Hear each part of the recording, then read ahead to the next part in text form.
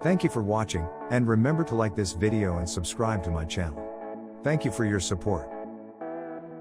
Yeah, baby steps back towards some normalcy, right? Well, we are baby stepping into cooler weather. If you're stepping out the door in NYC this morning, you're going to notice that it's a bit cooler than it was yesterday morning. Same thing up through Connecticut, Rhode Island, Long Island, all getting in on some of that cooler air that's filtered in behind this frontal boundary. Take a look at what's happening here, and you'll notice some of the atmospheric dynamics. You've got low pressure system. You've got on the east side of the system, it's bringing in that southerly component, bringing that rain across Long Island, across the Cape, Vermont, New Hampshire getting in on this as well. And then on the western side, you have that dive, that counterclockwise circulation across eastern Pennsylvania. So here's the forecast for today. Pittsburgh should be nice for you and Buffalo, but we've got rain in the forecast later in the day from DC up through NYC, Boston, Burlington. You guys all have some rain in the forecast for your day today. So let's time it out for you on future radar. You can see that general circulation that I was talking about along the coast, more of a south to north component. As you look farther inland, more of a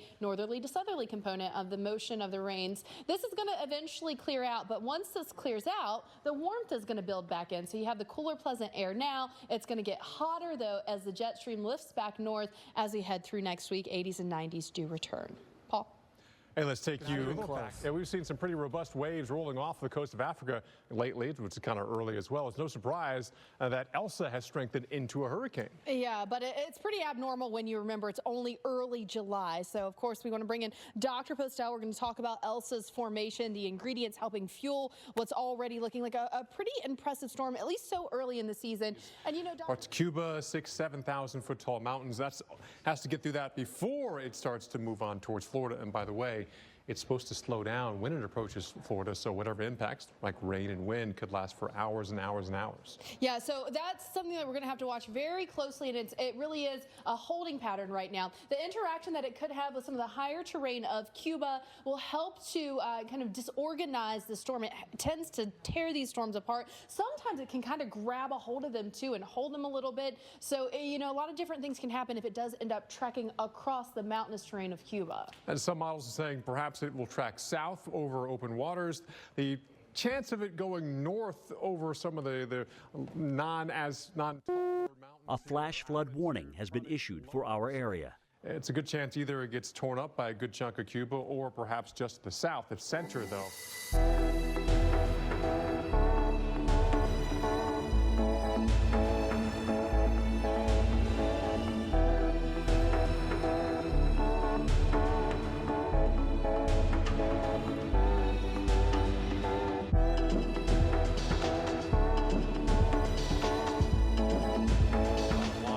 We're still not going to escape the impacts as it approaches the U.S. Now, here's the thing. One thing that you have to remember about the cone is this is where anywhere where the center could track. So if it takes this more southerly component and stays over the open water for longer, just jumps right over just an edge of Cuba, then you're looking at what could be a much more organized storm emerging north of Cuba as we head into early next week. They mentioned that center point, like, oh, Miami, West Palm, we're out of the center.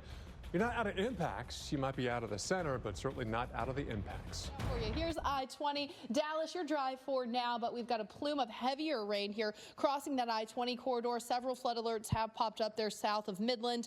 Rain still falling between Abilene and San Angelo. As you look down that 45 corridor toward Houston, you guys are getting rocked by the storms now. We've got some storms getting ready to move over Galveston Bay as well. So if you're on 45, you might need to slow it down a little bit. Those windshield wipers working overtime. Here's what's going on. We've got a frontal boundary that's stalled out. That's providing the focal point of all of this tropical moisture. What's the tropical moisture do? Well, it provides that possibility for heavy rain. Of course, with the heavy rain, that reduces the visibility, ups the flooding threat, and also helps to destabilize the atmosphere as you get that daytime heating. So showers and storms concentrated all along this frontal boundary that, hate to tell you, it's not in any rush to go anywhere. So that's going to allow that rain to add up, and that's also going to keep that shower and storm chance in the forecast for many of the same areas. A flash flood warning has been issued for our area.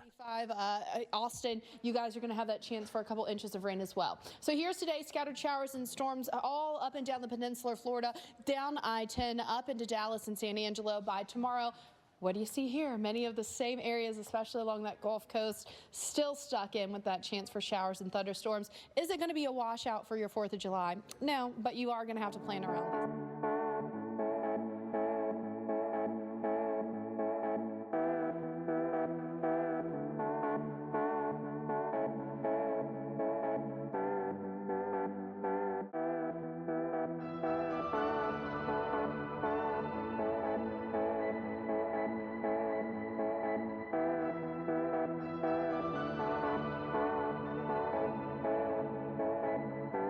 weather. Here's what we're looking at on Monday. Still sticking around. That front has not quite washed out yet. So scattered storms remaining in the forecast across the Gulf Coast as we head into the early part of next week. And, you know, Paul, it's not just here that people are keeping an eye to the sky.